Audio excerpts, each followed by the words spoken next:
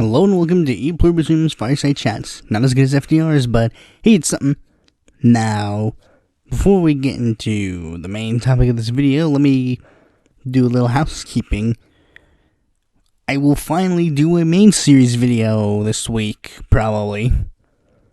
If it doesn't come out this week, this will be the longest amount of time that I haven't done a main series video, I think. But I'm pretty sure it's going to be out. I'm going to record it after I do the podcast. So, yeah, be on the lookout for that. It'll actually be another top 10 list. So, that might mean more work will be put into it or less work will be put in. I don't know. With that part out of the way, there's also another thing. Next week I may do a interview with a presidential candidate. Maybe. I think so. I don't know. Not everything's been finalized, but I'll just throw it out there so that you know. With all that out of the way, let's get right into the news. First of all, we have something involving the next presidential debates. Julian Castro becomes the 10th candidate to qualify for the fall debates. Former Housing and Urban Development Secretary Julian Castro has qualified for the fall Democratic primary debates, becoming the 10th candidate to do so. Castro received 2% in a CNN SSRS national poll released Tuesday to qualify for the debates. You know the rules. You have to get 2% in 4 national polls, blah, blah, blah. Okay, so pretty much here's how the breakdown is now. Biden, Booker, Buttigieg, Harris, Klobuchar, O'Rourke, Sanders, Warren, Yang, and Castro have qualified. There are 3 candidates that met one qualification but haven't met the other. Tom Steyer, Tulsi Gabbard, and Marianne Williamson. Now, there was another one, but we'll get to that in a second. These 3 have reached the qualifications on one side and are actually all, even to an extent, Steve Bullock is calling out all these. It's weird because here's the thing: Tom Steyer is also getting mad about the fact that he hasn't met the last qualification and is asking the DNC to make the qualification lower so that he automatically gets in. Tulsi Gabbard, I think, is just criticizing the process in general, and so is Marianne Williamson. And even Steve Bullock is giving Tom Steyer the good old 1-2 on, hey, you just bought your way into the debate. That's unfair. I think maybe this could be it for the debates. Honestly, if anyone else gets to be in the 2020 debates, in the September debates, not September debates, because if no one else qualifies, there'll be one night. It'll just be those 10 candidates on one night, as opposed to having 2 nights. I would honestly like to see these other 3 make the cut. Gabbard, Williamson, and Steyer. Even the other person who we'll get to in a second. I would have loved to see them get in the debate because, let me think for a second. Okay, so if all those candidates would have made it on the debate stage, it would have been 14 candidates and it would have been 7 candidates a night. We could just divide that up pretty easily. So, yeah. I would like these guys to make it into the debate, but it's very likely that these other 3 are going to make it into the October debate and not the September debate. But I wouldn't hold my breath on really either at this point, maybe. I think maybe it's about the time where Gabbard kind of throws her support behind Bernie. Next news, also about the 2020 election. Kamala Harris no longer supports Bernie Sanders' Medicare-For-All bill. California Senator and 2020 presidential candidate Kamala Harris is backing away from Medicare-For-All just 2 years after she co-sponsored the bill in the Senate. Speaking at Hampton's fundraiser to corporate executives and one percenters, Harris explained why she has not been comfortable with the healthcare plan written by her 2020 competitor, Vermont Senator Bernie Sanders. I think almost every member of the United States Senate who's running for president and many others have signed on a variety of plans in the Senate, and I have done the same, she said in a fundraiser according to her campaign. All of them are good ideas, which is why I support them, and I support Medicare-For-All, but as you may have noticed, over the course of many months, I have not been comfortable with Bernie's plan, the Medicare-For-All plan. In August of 2017, Harris has become the first senator to co-sponsor the plan. She continued to express support of it during her presidential campaign, sending out a press release in April of 2019 where she wrote, Medicare-For-All finally makes sure every American has affordable, comprehensive health care. This is not surprising. Like, Harris is a fraud. Like, the thing is, many people draw the line at different places. Some people say Williamson's a fraud. Some people say Tulsi's a fraud. Some people say Warren's a fraud. But we can all agree Kamala Harris is the real fraud. She has not backed away from Medicare-For-All like once or twice, but she's like just completely backed away from it. Like Warren, she's done some waffly things on Medicare-For-All, and so has Marianne Williamson, and even to an extent Tulsi Gabbard. But Harris is the only one who's officially 100% always said, like every time she's pressed, she's said, well, actually, I'm not, no, not. Like, the first time was when it's like, would you favor abolishing private insurance? And Harris is like, I 100% say we should abolish private insurance. And then she's like, oh, no, wait, actually, I thought they said my private insurance. Yes, because that's exactly what they said. You don't get private insurance, but everyone else does. You see, Harris is a complete and utter fraud. Just a complete tool for the establishment. And she's probably the establishment's 100% pick. I think maybe they really don't want Biden at this point. Nobody wants Biden. Next story. Democratic leaders reject resolution calling for candidate climate debate. In San Francisco, leaders of the Democratic National Committee voted Thursday to reject a resolution calling for a presidential candidate debate on the climate. It failed on a vote of 8-17 by the DNC's Resolutions Committee. After the roll call, about 24 young activists with the Sunrise Movement who were attending the committee rose from their chairs and stood to their seats and began to protest. We are afraid for our lives. We are afraid of an uninhabitable planet. Please, please, please use the microphone that you have.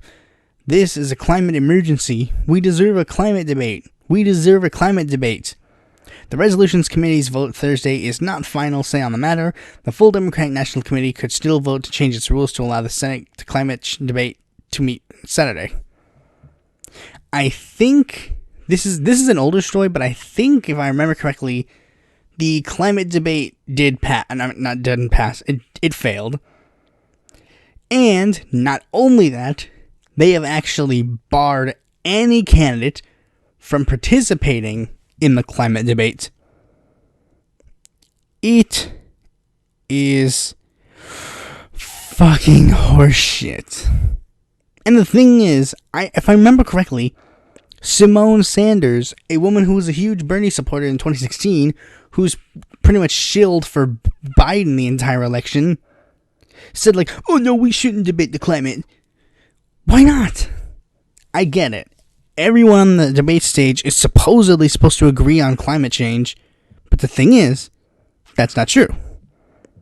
I wish it were true, but unfortunately, the thing is, there are a lot of people in the Democratic, figureheads who aren't really too concerned about the climate because they are bought and by rich donors who will just do whatever they want. They'll pollute the air as much as they want, and they're not going to really care because the Democratic Party is a tool of the establishment. The candidates that are taking the climate crisis seriously, they will be remembered for, in our last days of dying. They'll be like, well, at least these guys tried. And we'll remember the people who killed us. The Democratic Party is a burning fire. Not even a burning fire, a burning barn. You know, you're just not really going to get anything if you just 100% say, oh, we'll just go with the Democratic Party. The Democrats, there are only a few that I actually take climate seriously on. there were only like the 7 candidates that I would have voted for. I guarantee you they would have taken climate change 100% seriously. But again, well, not again, but like, they're not going to take these candidates seriously because they're going to try and do the best that they can to quell any opposition. But anyways, the next story is actually coming from the Libertarian Party and a person that you probably don't give a shit about. Lincoln Chafee, I'd be open to a Libertarian White House bid. The 2016 presidential election was not kind to Lincoln Chafee. The former Rhode Island governor, U.S. senator, and metric system enthusiast flopped when he mounted a long-shot campaign for the Democratic Party's nomination, becoming a punchline for the pundit class and a footnote in that year's brutal primary.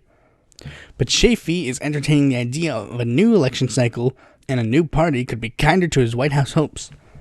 Reached by the Daily Beast on Wednesday, the former Republican, former Democrat, and former Independent confirmed that he's open to running again in 2020 as a Libertarian. I'm very motivated as an anti-war American and also by the deficit. Those are the two big issues. If the Libertarian Convention next summer thinks that someone with a long record on those issues, if I fit that, then yes, I'd be open to it. Now, to steal a John Oliver quote, just to steal one John Oliver quote in my life, do it. Look at me. Do it right now. I 100% would give you $1 right now if you actually went to the Libertarian Party and ran for president. Everybody's so concerned about Justin Amash and seeing if he wants to run. Lincoln, please, do it for me. You got 0 votes in the 2016 Democratic Party. You're gonna get like 3. Lincoln, come on, bro. Do it for me. Do it for Pluribus Unum. I will give you an interview on my show.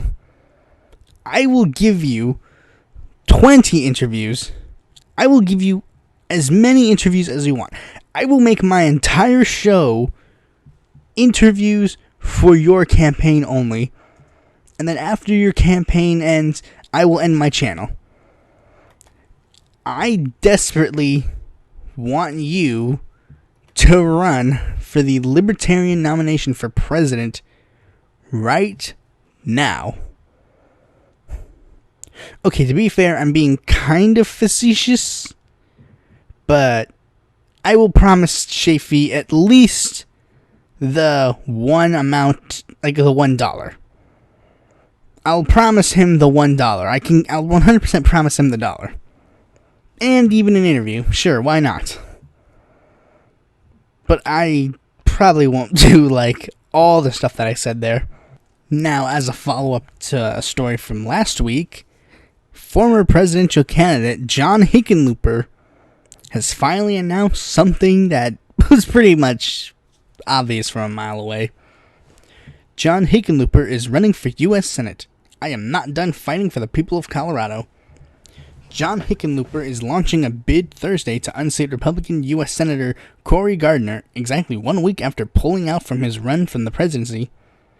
I've always said Washington was a lousy place for a guy like me who wants to get things done, but this is no time to walk away from the table, the former governor of Colorado says in his announcement video posted on hickenlooper.com. I'm not done fighting for the people of Colorado. In the video, filmed at the Denver brew hub that he founded, Hickenlooper echoes his presidential pitch to voters, which focus on ending the conflict in Washington and a promise to work on fighting climate change, prescription drug prices, and economic inequity. We ought to be working together to move this country forward and stop the political nonsense, he says. Now, this is an interesting development, kind of, because here's the thing. The Colorado Senate seat is one of the seats that is very likely to flip in 2020. Alabama is currently the biggest one to flip. I think number 2 is Maine? Yeah, I think it's Maine. And number 3 is Colorado, If I remember correctly, those are the top 3. And then North Carolina is like number 4. But Colorado is one of the most likely seats to flip, and as such, there have been 11 other candidates that are currently running for the seat. The most prominent ones I can think of, because I actually considered endorsing some of these guys, are Stephanie Rose Spalding, which is the one I'm currently endorsing, Lorena Garcia, Dustin Lietzel. Then there's the kind of progressive Andrew Romanov. Then there's Mike Johnson, who's actually not a progressive at all, but he's kind of seen as trying to be the moderate guy. But at least that's what I got from him, but I could be mistaken. These guys are pretty much like it's been 11 candidates so far. Hickenlooper would be the 12th, but here's the thing. Polling-wise, Romanov was doing the best, but whenever they said, hey, what about Hickenlooper? Hickenlooper outpolled him. So it's very likely that Hickenlooper will win the seat. And I don't 100% blame. I think Hickenlooper made the right choice in some regards. I definitely will not be supporting Hickenlooper for Senate at any point. But what I'm saying is, he made the right choice in the sense that he picked a seat he can actually win. Which is true. He's the most likely to win the primary, and the person who is the Democrat in the primary has a higher chance of beating Cory Gardner than, Cory Gardner winning another term. So, it's very likely that Hickenlooper will be called Senator Hickenlooper pretty soon. Manchin and Tester were getting lonely anyways, so they missed Heitkamp and McCaskill and Donnelly. They really need one of their old friends back in. They really need someone like Hickenlooper to be their new buddy at the lunch table. But anyways, now on to more 2020 watch. 2 other presidential candidates have currently dropped out. The first one is one that I 100% don't care about. He's not the first to drop out, but he's the first one I'm going to mention. Representative Seth Moulton ended his presidential bid on Friday during a speech at the Democratic National Committee summer meeting in San Francisco, closing out a campaign which he failed to get traction of or make into any of the debates. Today I want to use this opportunity with all of you here to announce that I am ending my campaign for president. Though this campaign is not ending the way we hoped, I am leaving this race knowing that we raised issues that are very vitally important to the American people of our future. No, you didn't. Literally no one gave a shit about your campaign. I will continue to fight for a new generation of the leadership of our country, blah blah blah.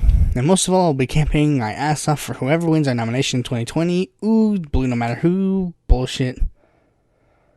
Now, who's he gonna endorse? I don't know. Is he gonna just skip all the way to endorsing Biden, or is he gonna just say, or is he just gonna sit his ass out of the debate? Not the debate, but sit his ass out of the endorsement process. Because here's the thing, Moulton was pretty much just another Tim Ryan. He's kind of like if you took Tim Ryan and Eric Swalwell and put them in a blender. You see, Seth Moulton has actually a lot of similarities to Eric Swalwell that many people don't mention. He is the candidate, he's the candidate that is super moderate, but for some reason campaigns as a progressive, even though the person he was running against was actually a progressive.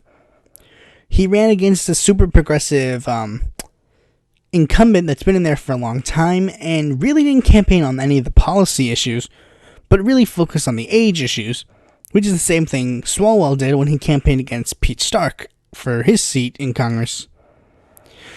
And of course, people know that Moulton is a moderate, so there's really not much we could say on Moulton's regards, because Moulton has kind of been open ever since he got into Congress that I'm one of the moderates. The biggest thing being that he supported Tim Ryan's bid to unseat Nancy Pelosi, which, yeah, I want to unseat Nancy Pelosi too, but I'd prefer her replacement to be a progressive and not someone who's to the right of her, which Moulton is. I think even Moulton went so far as to be one of the guys that said, I will not vote for you, Nancy, in the 2016 one. Not 2016, the 2018 midterm one. But then again, Nancy Pelosi always bends the knee to Moulton and the centrists, despite the fact that they always do everything in their power to handicap her, when the progressives just sit down and basically suck her dick, and they get nothing in return. So yeah, as you can see, I'm really not that concerned with Moulton leaving the race. Now, Moulton has actually been a candidate for the consideration for the Senate race against Ed Markey, but here's the thing. It appears that Moulton isn't interested in that race, but Robert Kennedy III seems to be interested in that race, so we'll see if that actually does anything. But the thing is, many people have actually raised their eyebrows for why Moulton is dropping out now, because they're saying it's a bit more of a party schemes. Like, here's the thing, many people have been saying, like, since Massachusetts, they fill their Senate vacancies with a special election, there is a chance that if Warren were to be the nominee, and she wins the presidential nomination, Moulton could easily run for that seat. You know, that's a thing that could happen. I don't know if that's true or not, because it hasn't happened yet, so we'll see if that's how it plays out. The next candidate to drop out of the race is one that I'm actually legitimately like, aw man, Jay Inslee. Washington Governor Jay Inslee dropped out of the 2020 presidential race on Wednesday. In an interview with MSNBC, he said that he knew it wouldn't end up being in the White House. It became clear that I'm not going to carrying the ball. I'm not going to be the president, so I'm withdrawing tonight from the race, he said. However, he said that he believed America would move the ball on climate change, the signature issue of his campaign. We started seeing that climate change has been the #1 job for the United States. I feel very good in saying it in the first days of my campaign. I feel very good saying that now. Two people close to Inslee said that he wanted to pursue. He's gonna pursue a third term as Washington governor. I may endorse him for that because, you know, I think maybe he's good in that regard. But the thing is, I'm actually sad that Inslee's kind of going, but I do kind of breathe a sigh of relief to an extent, because there's a chance, like, it means maybe there isn't any Machiavellian schemes for the Democratic Party, at least in that regard. The thing is, if you're dropping out early in the race before anybody's able to cast their votes, it shows that you're not there because the party wants to use you as a pawn. It shows that you legitimately were running for a good reason, at least to an extent. I mean, that Moulton thing is still kind of eyebrow raising to an extent, but I mean, you know, it's interesting because I think in all honesty, it'll do well. I think Inslee will do well, and I think I have a feeling that he might endorse one of the progressive candidates, but I'm not entirely sure. Maybe he won't endorse Bernie and he'll endorse someone like Warren. But I mean, I don't know. We'll see how that plays out. Now, on to the smaller candidate of the day. I decided to cover him while I can because I don't know if he's going to be dropping out of the race anytime soon. Michael Arth. Michael Arth is a progressive activist who has run for governor of Florida in 2010. He originally was running as a Democrat, but then he switched his party affiliation to independent because the Democratic Party was pretty much shunning him from ever making any campaign appearances. And, well, that kind of shows one good thing. During his gubernatorial campaign, he was campaigning on radical transparency, campaigning on ending the war on drugs, and, you know, doing away with the winner-take-all system with, you know, adding things like ranked choice voting and proportional representation. For his presidential campaign, he's kind of went all single-payer and UBI and $15 minimum wage, a social democratic state that works for all. He recently followed me on Twitter. I don't know why, but I don't know, he did. It's a shame. I really like Michael Arth. I think he's a really good candidate. From what I've seen, he's really good, but I kind of wanted him to rise up with Andrew Yang and Marianne Williamson to become a major candidate, but unfortunately that hasn't happened to him yet. So by this time in the race, if that hasn't happened to him, it's very unlikely that's going to happen to him anytime soon. So he's probably going to be staying out of the race, at least in the major part. He'll have one thing. He'll get mentioned in when I do an inevitable other 2020 Democrats video. He's gonna get mentioned, obviously. So yeah, Michael Arth has that. With all that out of the way, let's get into the main topic of this video. Something that many people have been speculating on for a bit now. We all know that the Democratic Party doesn't like Bernie Sanders. It's pretty much a given. We all know that by now. But here's the thing. With all of these newer electoral systems that they put in place, removing superdelegates from the first ballot, having a lot of other things in that regard, how are they going to screw it for him this time around? Well, the biggest reason many people have been seeing is the fact that there are currently 20-odd Democrats running and/or were planned on running. And many of these candidates seem to be too strategically placed. Like, a little too strategically placed. Like, there were a lot of states that Bernie did well in that seemed to have a candidate that was just like, I need to run for president. John Hickenlooper and Michael Bennet were running in Colorado. Pete Buttigieg running from Indiana. Steve Bullock from Montana. Mike Gravel from Alaska. Tulsi Gabbard from Hawaii. Richard Ojeda from West Virginia. Jeff Merkley from Oregon was speculated. Sherrod Brown was speculated, but then Tim Ryan entered the race. Jay Inslee entered the race. All these candidates were running in these states that Bernie did well in, but now all of a sudden someone who may have a higher profile in that state, or someone who might have a decent amount of exposure from that state, were running. That seemed eyebrow-raising. And even now, many people have been pointing out the fact that while a lot of them have been dropping out, it seems while somebody leaves, someone else enters. When Richard Ojeda dropped out, there were 20 more candidates who entered in his place. With Hickenlooper gone, someone else entered in the fray. I think it was kind of Tom Steyer who entered in the fray around the time Hickenlooper was leaving. I mean, to be fair, we haven't had any replacements for Inslee or Moulton yet, but, Avenatti has kind of stated that he might want to enter the presidential race. It's weird. It seems eyebrow-raising at first.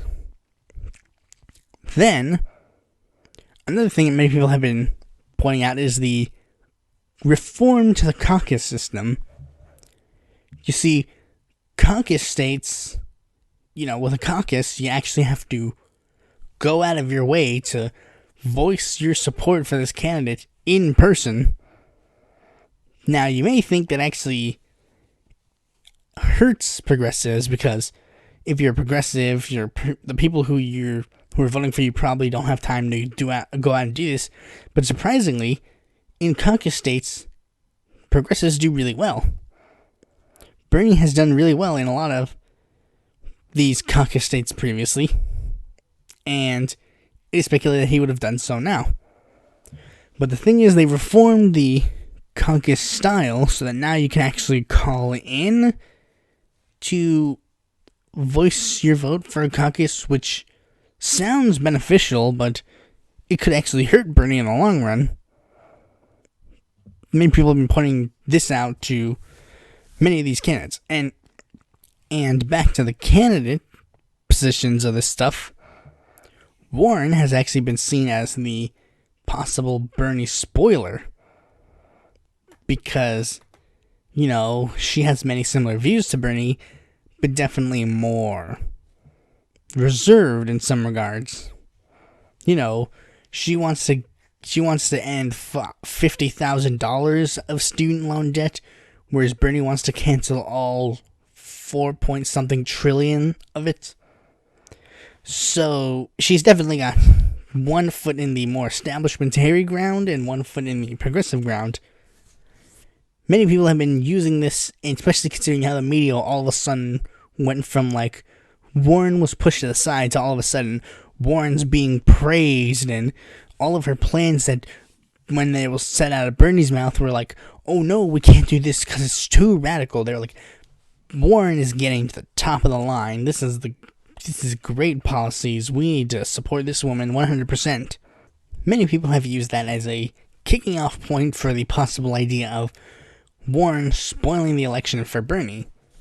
Because you might notice that some of these candidates are, you might say, well, I mean, come on, how is just these candidates getting, winning being a bad thing? Well, for starters, they could actually just give their delegates to the candidate they want to win. Drop it at one point and then give their delegates to the candidate they want to win. You might say, wait, that's not a thing. Well, technically it is. It's happened before. Hubert Humphrey has stated how he wanted to give away his delegates to Shirley Chisholm. Not all of them, but he specifically told the black delegates, go vote for Shirley Chisholm, and they did. And that has happened before in some regards. A lot of favorite son candidates would run in Democratic primaries in their states back in the day, and would instead use that time and give the delegates to the candidate they want to win. Let's say John Munitz and Niall Al-Kim were two prominent senators who were running for president of the United States. But the people in North Carolina really like John Munitz, but do you know who they like more? Me. The prominent and beautiful and wonderful governor. Niall Al-Kim knows that he can't win, but me and Niall have more ideological agreement than me and John. Well, I mean, it's not real life, but I'm using it as an example. He would then call me up, tell me to run for president in the North Carolina primary. That way, they would vote for me, and then when the convention comes, I can give my delegates to him. So in a roundabout way, they voted for Niall for president instead of John. Now, you might say, well, I mean, technically that is true, but the favorite son system has been removed from political prominence for a while. Yes, that is true, but here's the thing. They can still technically do it in some regards, like I mentioned before with that previous Hubert Humphrey example. And in fact, they don't even need to give their delegates away. To an extent, this happened in 1968, there were three major presidential candidates going into the Democratic Convention: Hubert Humphrey, George McGovern, and Eugene McCarthy. McCarthy's, the delegates who went to Bobby Kennedy were originally going to go to Eugene McCarthy, but instead the delegates went to George McGovern after George McGovern announced that he was going to run as a placeholder for Bobby Kennedy. And then when the convention came, George McGovern decided that he wasn't going to give his delegates to McCarthy. Technically, he wouldn't have won anyways, but it kind of shows that he was kind of there to kind of lessen the extent of what Eugene McCarthy could have done in the election. So really, all it has to do is withhold delegates to prevent someone from getting a nomination. All they really want is a second ballot, because the second ballot is where superdelegates can waltz in and pick whoever they want. Because the superdelegates, they really have no control. And they wouldn't have just gotten rid of superdelegates entirely, because that would have been actually beneficial to society. So yeah, that is pretty much how they could do it, but here's the thing. Will it happen? Maybe, but there's also a glimmer of hope. Because here's the thing. This time around, people aren't screwing around. People can see all these problems that happen. They can see the BS from a mile away. Sure, you're going to get the people who are older who don't know any better to just say, yeah, Biden won fair and square. But you're definitely going to see people who are more younger, like me, or people of my generation, who will just smell the BS right away, because we live in a society where we saw the blatant, pretty much blatant election stealing that the Hillary Clinton campaign did the Bernie Sanders campaign. So we kind of, and the thing is, like, many people forget, that thing kind of almost happened to Trump. It was technically attempted on Trump. The Republican Party was trying to do everything in their power to make sure Donald Trump wouldn't get elected. But the thing was, his momentum was so big that they couldn't do it. So we need to make Bernie's momentum so big that no one can stop him at this point.